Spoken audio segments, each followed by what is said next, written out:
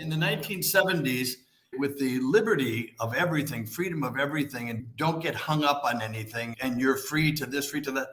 Anybody who had a vocation, a calling, was looked on as, gee, that's kind of too bad that he couldn't have a normal life. Yeah. And today, a vocation, a calling, that is to say, where does the calling come from? The calling is not coming from the community. That's nonsense. The calling is coming from God. The calling is a voice, an interior voice that calls. It is the voice of God that each one of us has in his conscience. You know, this is what you're called toward.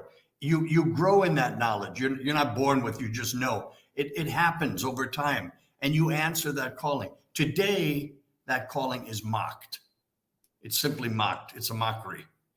But that's the problem of the world, Robert. That's not our problem. That's the world's problem, because we're called to the same vocation from the 1950s and 1970s to today. It's the same vocation, the priesthood, the religious life, but also the married life. Marriage is a magnificent vocation, and people are called to that vocation. Who's listening to that? We talk about the lack of priestly vocations today.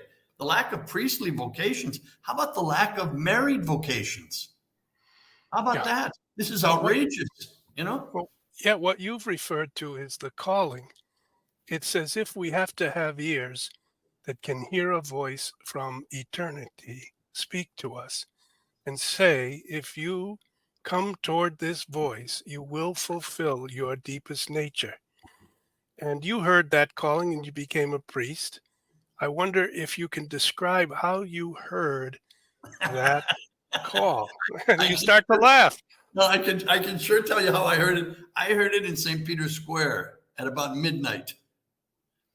One night in, I think it was 1974. Monsignor Mario Marini and I were walking, and we were walking and talking. It was fantastic. To talk to him was what a privilege.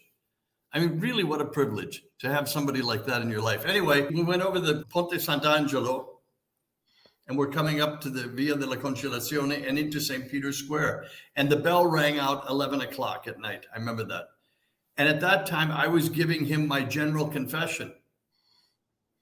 A general confession, for those of you who don't know what that means, it's a confession of your entire life, from the age of 7, age of knowing right from wrong, to the present.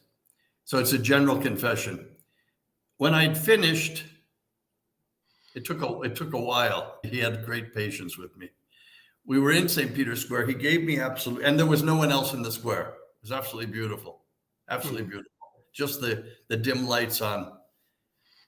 He gave me absolution. And then he said, and what about a calling to the priesthood? There was silence. And I said, well, I haven't heard the calling. I haven't heard that calling. Not surely, not for sure. And he turned, and he had this big booming bass voice. He turned and in my ear said, Charlie Murr, I want you to be a priest. And then he said, did you hear that? I said, I did. He said, well, you just got your calling. I said, wow. And I really thought about it. I thought about it very seriously, and decided to answer that call. I said, yes. I really felt that was a great grace of God, that not only did he leave it to my conscience, because my conscience wasn't answering too quickly.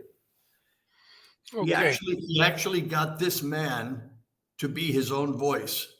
And in St. Peter's Square at 11 o'clock at night, resoundingly inviting me to the priesthood.